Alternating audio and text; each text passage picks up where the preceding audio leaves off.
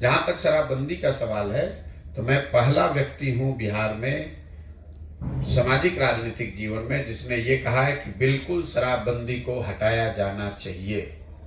शराबबंदी का कोई तुक नहीं है और इसके 4 वजह भी मैंने बताया है क्यों हटाया जाना चाहिए। पहला, शराबबंदी के जरिए दुनिया में कोई ऐसा प्रमाण नहीं है कि शराबबंदी के जरिए किसी समाज का, राज्य का, देश का भला हुआ हो, आर्थिक या सामाजिक।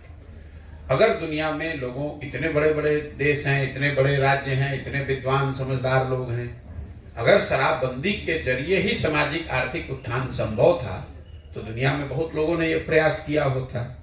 ऐसा कोई प्रमाण दुनिया में है नहीं। दूसरा, कुछ लोग ये बताते हैं कि ये गांधी जी के विचार से प्रेरित है, इसलिए शराबबंदी लागू किया गया है। कम से कम नीतीश कुमार या उनके चाटुकार नेताओं, अफसरों का ये दावा है। तो मैं इस बात को भी लेकर मैं पहले दिन से कह रहा हूं कि जो भी गांधी को पढ़ने समझने का दावा करता है, उनको ये खुली चुनौती है कि मुझे गांधी जी का वो वाक्य लिखा हुआ या बोला हुआ दिखा दे जहां गांधी जी ने ये कहा है कि शराबबंदी करने के लिए कानून बनाया जाए। गांधी जी ने शराबबंदी की बात नहीं कही है। उन्होंने शराबबंदी को सामाजिक प्रयास के तौर पर बताया है कि शराब पीना बुरी बात है, शराब न पिए लोग, इसके लिए सामाजिक स्तर पर प्रयास होना चाहिए।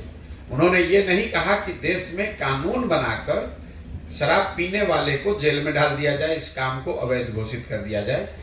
इसका उदाहरण एक आप ऐसे समझिए, गांधी जी ने कहा कि वेजिटेरियन होना, शाकाहारी होना अच्छी बात है, और कोई आकर ये कानून बना दे कि जो भी शाकाहारी नहीं है उस सबको जेल में डाल दिया जाएगा। ये तो गांधी जी ने कहा है, गांधी जी ने ये नहीं कहा है। उन्होंने इसको एक सामाजिक वर्चू के तौर पर बताया है कि शराब नहीं पीना चाहिए और उसके लिए समाज को प्रयास करना चाहिए। उन्होंने ये नहीं कहा है कि सरकार शराबबंदी के खिलाफ कानून बना दे। तो अगर, और ये मैंने चुनौती दी हुई है खुली, कि अगर किसी के पास गांधी जी का ये कहा हुआ नीतीश कुमार ये दिखा दें तो मैं उनकी बात को मान लूंगा। तीसरी बात, ये शराबबंदी बिहार में लागू है कहां? अगर मान लीजिए 1 मिनट को बहस के लिए कि शराबबंदी का कुछ फायदा है भी, तो लागू होगा तब तो फायदा होगा, लागू तो है नहीं।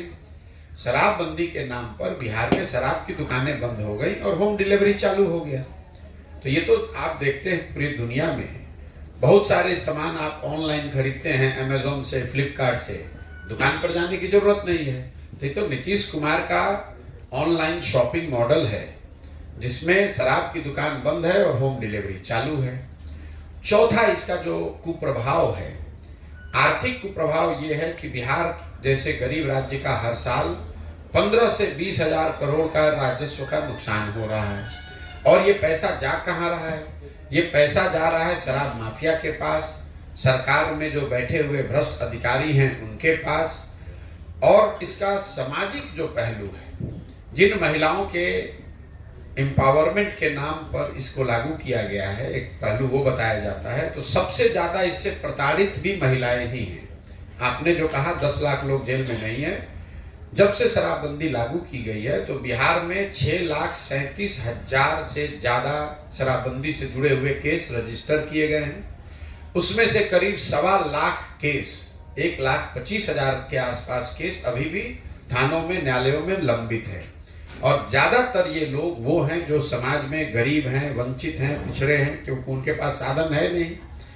जब ये केस हो जाता है और लोग जेल में होते हैं या थाने कोर्ट कचहरी में दौड़ते हैं, तो सबसे ज्यादा प्रताड़ित महिलाएं होती है, क्योंकि पुरुष तो पकड़ लिया गया।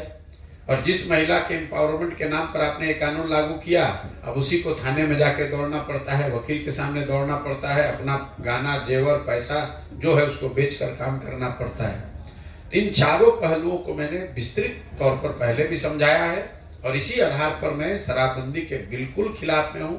जहां तक आपने भाजपा की बात कही, तो सम्राट चौधरी जैसे लोगों का तो बोलने का कोई मतलब है नहीं। अभी तो कल तक जब ये सरकार में थे नीतीश कुमार के साथ, अभी 1 साल पहले तक सरकार चला रहे थे, तब तो खुद ही शराबबंदी लागू करने के पक्ष में थे। अगर आज विरोध कर रहे हैं या पक्ष में कर रहे हैं, उनके बोलने का मतलब क्या है? तेजस्वी यादव 1 साल पहले तक उनको शराब माफिया दिख रहा था और आज उनको शराबबंदी में फायदा दिख रहा है। जीतन राम मांझी के लड़के अभी मंत्री थे, तब उनको शराबबंदी नहीं दिख रहा था। जब अब सरकार आएगा तब बदलेंगे। उनका लड़का था ना अभी मंत्री, अभी कल मंत्री बनेगा तो शराबबंदी से उनको फायदा दिखने लगेगा।